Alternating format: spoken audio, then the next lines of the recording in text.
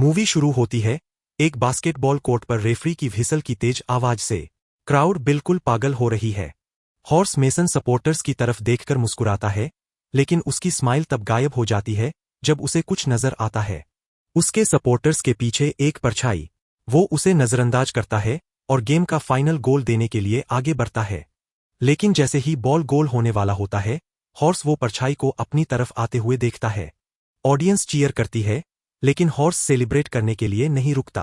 वो locker room की तरफ भागता है, अपना लॉकर कांपते हाथों से खोलता है। उसे इतना डर लगता है कि उसके रोंगटे खड़े हो जाते हैं। वो लॉकर से कुछ निकालता है, फ्लोर पर रखता है, और जैसे ही वो परछाई उसके पास आती है, वो एक वेट से उस चीज को कुचल देता है। फिर कांपती हुई आवाज में कहता है कि वो चला गया, वो उसे छोड़ देने की भीख मांगता है। फिर दरवाजे से कुछ आवाज आती है। वो डर से दरवाजे की तरफ देखता है। दरवाजा खुलता है, लेकिन वो उसके टीममेट्स है। उसे राहत महसूस होती है और सब लोग जीत को सेलिब्रेट करते हैं। उसके बाद हॉर्स मेसन शॉवर में जाता है। बाथरूम के बाहर से डीन की आवाज आती है, पूछता है कि क्या वो अभी तक नहा रहा है। तभी हॉर्स देखता है, घना काला धुआं ड्रेन से ऊपर आ रहा है। उसके रिएक्ट करने से पहले एक भयंकर जलता हुआ फिगर बाहर आता है, अपना हाथ हॉर्स के गले के अंदर डालता है और उसे अंदर से जला देता है। उसी समय उसके टीममेट्स अंदर आ जाते हैं और बेबस होकर बस हॉर्स को जलते हुए देखते हैं। सीन चेंज होता है और हम देखते हैं क्रिस को, जो अपने बेडरूम में बैठी है, पेंसिल हाथ में लिए एक पेड़ पर बैठी चिड़िया की स्केच बना रही है। वो खोई खोई फ्लोर को देखती रहती है जब तक उसका कजिन राल्फ उसके दरवाजे पर ब्रेकफास्ट लेकर नहीं आता। क्रिस टाउन में नई है, उसके फादर का एक एक्सीडेंट में मौत हो गई है, इसीलिए वो राल्फ के घर में रह रही है। राल्फ क्रिस को उसके नए स्कूल के लिए निकलने को कहता है। दोनों स्कूल पहुंचते हैं। हॉल से गुजरते हुए क्रिस को महसूस होता है हर कोई उसे देख रहा है।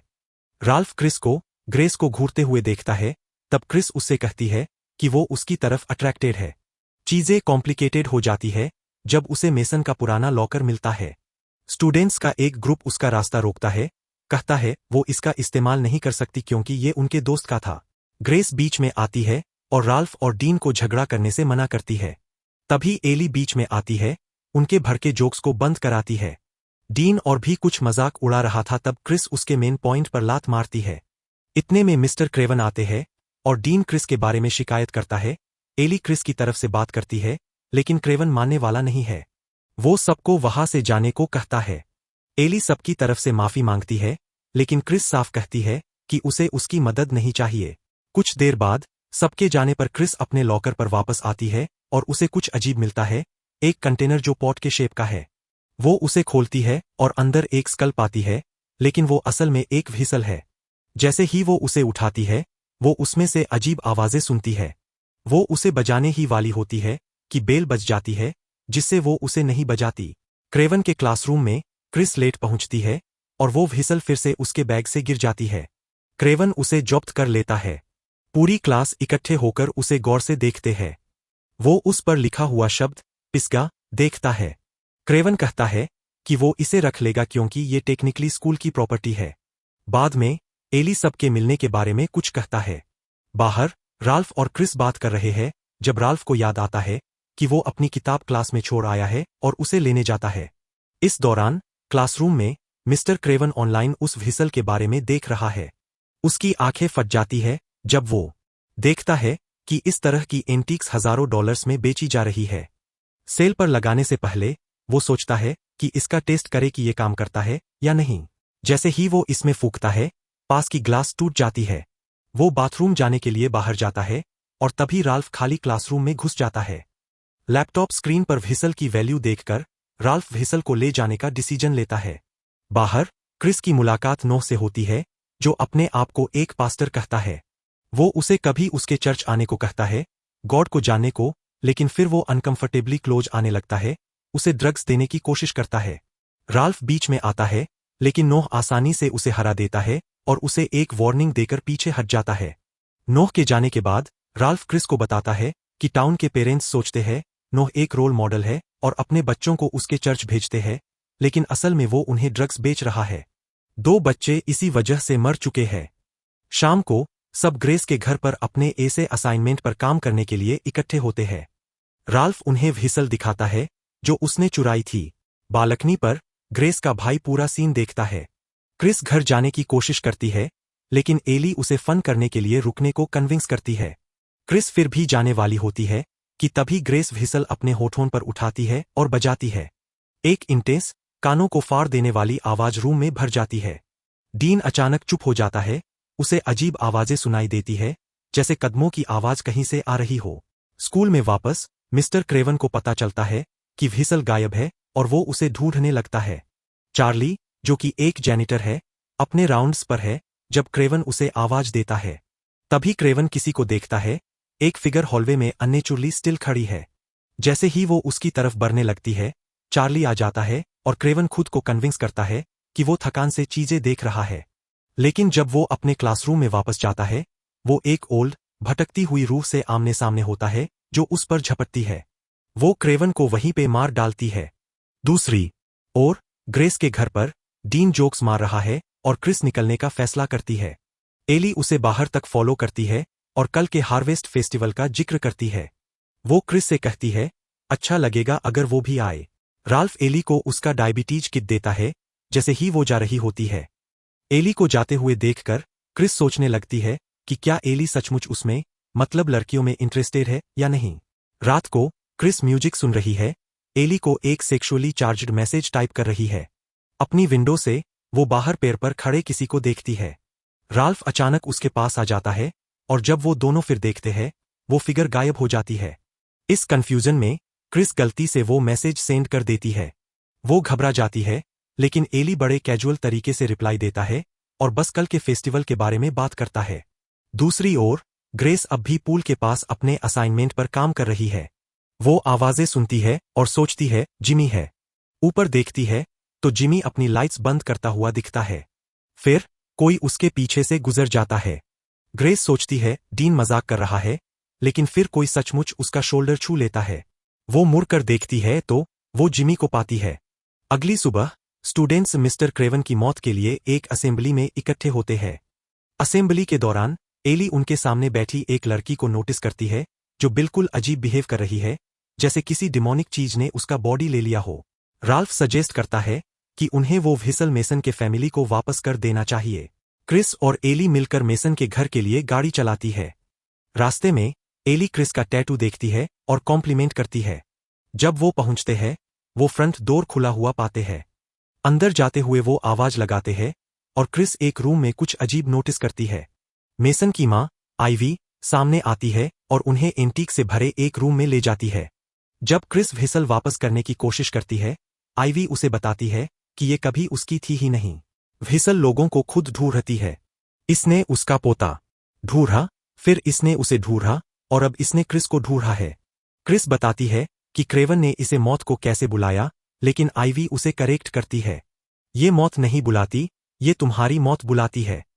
वो समझाती है कि सबकी मौत एक फिक्स्ड टाइम पर आती है, लेकिन अगर तुम व्हिसल की आवाज सुनो तो मौत जल्दी आ जाती है और जैसे तुम्हारी मौत होनी है वैसे ही आती है, और तुम उस उम्र के हो जाते हो जिस उम्र में तुम्हारी मौत होनी है। वो व्हिसल क्रिस को वापस दे देती है। बाहर एली सजेस्ट करती है कि आइवी को कोई मेडिकल इश्यूज होंगे, मतलब उसका दिमागी संतुलन खराब है शायद। हार्वेस्ट फेस्टिवल पर राल्फ ड्रेस्ड अप दिखता है। वो ग्रेस को देखता है और आखिरकार उसे अपनी फीलिंग्स बताने की हिम्मत करता है। ग्रेस उसे पॉलिटली ठुकरा देती है, कहती है वो स्वीट है, लेकिन वो किसी और लड़की के साथ ज्यादा खुश रहेगा। वो उसके गाल पर किस करती है और चली जाती है। क्रिस को मेसन और क्रेवन की मौत के बारे में कुछ अजीब सिमिलैरिटी लगती है, तो वो और एली हॉस्पिटल में मेडिकल रिकॉर्ड्स चेक करने के लिए छुपके जाती है। वो फाइल्स निकाल लेते हैं, लेकिन एक डॉक्टर अंदर आता है और उन्हें छुपना पड़ता है। तभी क्रिस कुछ डिस्टर्बिंग नोटिस करती है। मेसन की बॉडी डेथ के टाइम 40 साल के आदमी की कैरेक्टरिस्टिक्स दिखा रही थी। वो एली को याद दिलाती है, आइवी ने क्या कहा था, इसका मतलब सब खतरे में है। ये रियलाइज करके वो दूसरों को वार्न करने के लिए दौड़ती है। रास्ते में दोनों नोह से टकराती है। नोह और उनके बीच कोई आर्गुमेंट होता है और एली बिना किसी देरी के उसे पीट देती है। क्रिस उसे उन मरे हुए बच्चों के बारे में याद दिलाती है, खुद भी कुछ हिट्स मारती है और फिर वो सबसे पहले राल्फ को ढूंढने निकलती है ताकि वो दूसरों को वार्न करने में मदद कर सके। फेस्टिवल पर ग्रेस एक हॉन्टेड मेज अट्रैक्शन में है। हर कॉर्नर से कॉस्ट्यूम में लोग उसे डराने के लिए कूदते हैं। फिर वो कुछ अलग देखती है। एक औरत सिर्फ वहीं खड़ी उसको घूर रही है। ग्रेस भागती है, लेकिन वो औरत उसके सामने हर तरफ दिखती है, चाहे वो किधर मुड़े। डीन भी मेज में है, एक दोस्त के साथ, और एली, क्रिस और राल्फ सबको ट्रैक करने के लिए मेज में दौड़ रहे हैं। ग्रेस अब बिल्कुल डर चुकी है, उस औरत से भाग रही है। वो डीन को कॉल करती है, लेकिन वो सोचता है वो मजाक कर रही है। औरत फिर दिखती है, इस बार एक शोवेल स्विंग करती है, जो ग्रेस के सिर पर लगती है। ग्रेस गिर जाती है, लेकिन रेंग कर दूर निकल जाती है। वो होश में आती है और तब तक भागती है, जब तक डेड एंड पर नहीं पहुंच जाती। एक छोटा सा ओपनिंग देखकर वो उसमें से रेंगने लगती है। औरत उसका पैर पकड़कर उसे वापस खींचना शुरू कर देती है, लेकिन ग्रेस छूट कर निकल जाती है और उस बेल तक पहुंच जाती है, जो गेम का फिनिश लाइन है, लेकिन वो सेफ नहीं है। औरत उसे आखिरी बार अटैक करती है और ग्रेस तेजी से एक बूढ़ी औरत में बदल जाती है। डीन उसी समय वहां पहुंचता है और ग्रेस की लाइफलेस बॉडी वहीं लटकी हुई देखता है। स्कूल बास्केटबॉल कोर्ट पर एली, क्रिस और राल्फ डीन के सामने ग्रेस की मौत की सच्चाई रखते हैं, उस व्हिसल का सीक्रेट बताते हैं। डीन इसका कुछ भी मानने को तैयार नहीं है और क्रिस पर ही भड़क जाता है। वो कहता है कि जब से क्रिस यहां आई है, तब से ये सब होना शुरू हुआ है। क्रिस समझाती है कि उन सब ने व्हिसल सुनी, जिसका मतलब है उन सब ने मौत को बुलाया। डीन आपे से बाहर हो जाता है और उन्हें बुरा भला कहकर वहां से निकल जाता है। राल्फ अपनी रूफ पर अकेला रह जाता है, इस सच्चाई के साथ कि वो ग्रे से बचपन से प्यार करता था और अब वो नहीं है। डीन ड्रंक ड्राइव करता है अपने घर की तरफ। अपने ड्राइववे में वो एक इंजरीड आदमी को वहीं खड़े देखता है। वो घबरा जाता है और वैसे ही वो आदमी गायब हो जाता है। इस दौरान एली और क्रिस साथ है और क्रिस अपने फादर के बारे में बात खोलती है। वो कार एक्सीडेंट का बयान करती है, कैसे एक ट्रक अचानक आया और उसे मार डाला। वो तब से उस दुर्हक को उठाए फिर रही है, बस उसके फादर का म्यूजिक सुनकर उनके करीब महसूस करने के लिए। एली सुनती है, फिर उसे किस करती है। वो एक दूसरे को कंफर्ट करते हैं और उस रात वो इंटीमेट होते हैं। राल्फ अपनी मौत के विजन्स देखना शुरू कर देता है। अगले दिन वो तीनों आइवी के पास जाते हैं, जो बिल्कुल खराब हालत में है, साफ दिख रहा है कि वो मर रही है। वो उन्हें बताती है, मौत को वापस नहीं भेजा जा सकता, लेकिन उसका कोर्स बदला जा सकता है। उन्हें अपनी मौत किसी और को ट्रांसफर करनी पड़ेगी, जैसे एक ऑफरिंग। वो एक चीज के बारे में साफ करती है, मौत को खुद हराया नहीं जा सकता। क्रिस एक मिरर में अपनी मौत को देखती है और उसी वक्त आइवी गुजर जाती है। राल्फ को वो बात पसंद आती है, जो आइवी ने मौत ट्रांसफर करने के बारे में कही थी। वो एक प्लान बनाते हुए जाता है। डीन घर पर न्यूज देख रहा है, एक बॉडी के बारे में जो कल रात मिली थी। वो ग्रेस का न्यूज था, जिसे देखकर उसे घबराहट होने लगती है। उसके बेडरूम का दरवाजा खुद ब खुद खुल जाता है और वो एक डिमोनिक हाथ को अंदर आते हुए देखता है। वो दरवाजा बंद करता है और लॉक कर देता है। उसके पेरेंट्स नीचे उसके बारे में चिंता से परेशान हैं। लेकिन अचानक वो एंटिटी उसके क्लोसेट से बाहर आती है और उसे पकड़ लेती है। डीन की मौत एक्सीडेंट में होनी थी, तो वही होता है। मौत उसे ऐसी मौत देता है कि देखने पर एक्सीडेंटल डेथ जैसा लगे। दूसरी तरफ राल्फ अपने प्लान पर लग जाता है। वो नोह को ट्रैक कर चुका है, हाथ में गन लिए, अपनी मौत उस पर थोपने को तैयार। वो नोह को कॉर्नर करता है और उसके सिर पर गन एम करता है। नोह फाइट बैक करने की कोशिश करता है, और जब उसका हाथ गन पर लगता है और वो ट्रिगर खींचता है, कुछ नहीं होता। राल्फ जानता था वो गनशॉट से नहीं मरेगा, क्योंकि मौत के विजन्स पहले ही उसे आ गई थी। वो नोह को बेहोश करता है और उसे बांध देता है। वो नोह के ब्लर का इस्तेमाल करके ट्रांसफर पूरा करने ही वाला होता है, जब एली और क्रिस अंदर घुसकर उसे रोक देते हैं। इससे पहले राल्फ ने नोह को उसकी खुद की ड्रग्स लेने पर मजबूर किया था, तो अब नोह हार्ड ट्रिप कर रहा है, चीजें देख रहा है जो है ही नहीं। राल्फ बीच में कहता है कि आखिरकार सबको मरना है। तभी क्रिस समझ जाती है कि उन्हें क्या करना होगा, लेकिन उनके एक्ट करने से पहले राल्फ को महसूस होता है उसकी मौत आ गई है। वो उसे खींचना शुरू करती है और उसके हाथ बिल्कुल उसी तरीके से क्रश होते हैं जैसे होने वाले थे। एली और क्रिस उसे रोकने की बेबस कोशिश करते हैं, लेकिन वो कुछ नहीं कर सकते। राल्फ उनकी आंखों के सामने ही फाड़ दिया जाता है। क्रिस एक डेस्परेट प्लान सोचती है। एली के इंसुलिन का इस्तेमाल करके वो क्रिस के दिल को रोक देंगी, टेक्निकली मरेगी, फिर उसे एड्रेनालाइन और दूसरी ड्रग से वापस लाएंगे। अगर वो मरेगी, शायद मौत उसे छोड़कर गुजर जाए जब मौत उसे लेने आए। वो हॉस्पिटल के एक एबांडन सेक्शन में सब कुछ सेट करते हैं। क्रिस अपनी मौत को मैनिफेस्ट होते हुए देखती है, लेकिन उसे इग्नोर करती है, एक बाथटब पानी से भर लेती है। एली इंसुलिन इंजेक्शन देती है। क्रिस की मौत अब पूरी तरह दिख रही है, और जैसे ही वो पानी में गिरती है, वो उसमें डूबने लगती है। एली उसे बाहर खींचती है और सीपीआर शुरू करती है, डिफिब्रिलेटर से बार बार उसके दिल को शॉक करती है। बिल्डिंग की दूसरी तरफ नो होश में आता है और उन्हें ढूंढना शुरू करता है, एक लॉक्ड शटर को तोड़ने की कोशिश करता है। इस दौरान एली की अपनी मौत उसके सामने मटेरियलाइज हो जाती है, लेकिन वो क्रिस को बचाने की कोशिश नहीं रोकती। नोह आखिरकार शटर तोड़कर अंदर आता है और इक्विपमेंट पर गोलियां चलाना शुरू कर देता है। अपनी बेहोशी के गहरे दिमाग में क्रिस एली के साथ हर पल दोबारा जीती है। वो एली की आवाज सुनती है, जो उसे वापस बुला रही होती है, उसे लाइट दिखती है और वो उसकी तरफ आगे बढ़ती है। उसकी आंखें अचानक खुल जाती है। वो जिंदा है, लेकिन फिर वो एली को वहीं पड़े हुए देखती है, एक गनशॉट वाउंड के साथ, उसकी मौत उसके ऊपर मंडराती हुई। नोह लहराता हुआ आता है, उनकी तरफ गन पॉइंट करके रिवेंज लेने। लेकिन जब उसका हाथ एली के ब्लड को छूता है, कुछ बदल जाता है। एली की मौत उस पर ट्रांसफर हो जाती है और एली की मौत का शैडो गायब हो जाता है। नोह की मौत उसके सामने दिख जाती है और उसी पैनिक में वो उस पर गोली चलाता है।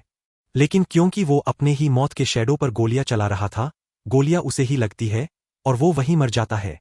शायद वो वैसे ही मरता क्योंकि वो ड्रग्स के चक्कर में वैसे ही था। 3 महीने गुजर जाते हैं।